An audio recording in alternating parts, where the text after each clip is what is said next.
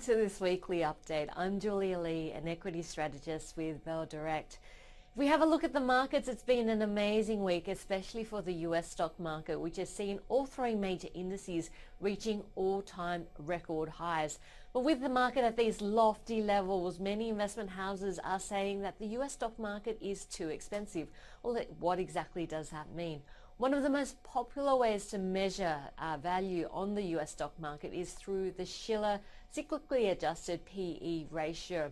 Now, there's been a number of studies done on this particular ratio and expected returns in the future. Basically, this ratio takes the S&P 500 index and then divides it by inflation-adjusted earnings over the last 10 years. Now, if we have a look at studies and that have been done on this number and expected returns, you'll notice that the higher this number is, the lower the expected return on average over the next 10 years. In fact, this particular measure of value, the Shiller cyclically adjusted PE ratio, is the highest that it has ever been. For the S&P 500 index, it stands at 27.1. Now, the three highest ratings of this index have been back in 1929, in 2000, and currently. And you'll notice when this number is above that 20 mark, the 10-year average return is usually around about 4.9% on average, going back to 1929.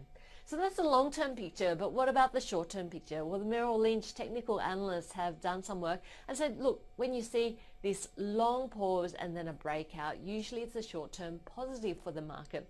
In fact, if we have a look at the S&P 500, once again, when we've seen this occur, 1 year later, the S&P 500 index has been up 91% of the time. Not only that, the average return has been 16%, which is more than double the average return since 1929 of 7.5%.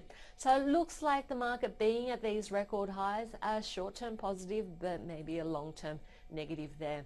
It is quite an unusual world and a lot of people focusing in on that. And this is an interesting one from Citi talking about 35% of the world's bonds trading negative, and in fact, if you included in real terms, that would be more than 50% of the world's bonds trading on a real negative yield.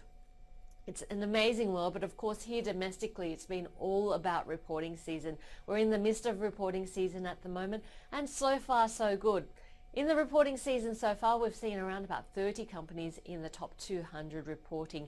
8 of them have managed to beat expectations, 13 have come in line, and 9 have been a miss. We have a look at the companies that have managed to beat expectations. They include stocks like CIMIC, Henderson Group, Credit Corp, Seven West Media, Downer EDI, News Corp, Oz Minerals, as well as Magellan Financial Group.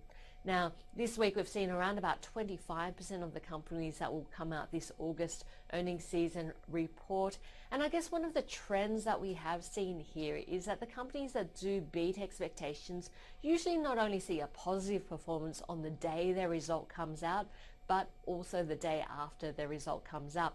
On the flip side, those companies that miss expectations usually see a negative performance not only on the day of the result, but also the day after the result as well. And that may be because brokers' recommendations change overnight and usually are released the morning after, impacting on trade the day after. One of the bigger results coming out this week has been Commonwealth Bank. Unfortunately, the share price result has not been a good one. If we have a look at what brokers are saying about this result, Macquarie is probably one of the most downbeat with an underperform on the rating, but most brokers having either a hold, equal weight or a neutral on the stock, and that includes the likes of Deutsche Bank, Morgan Stanley, Morgan Shaw, as well as UBS.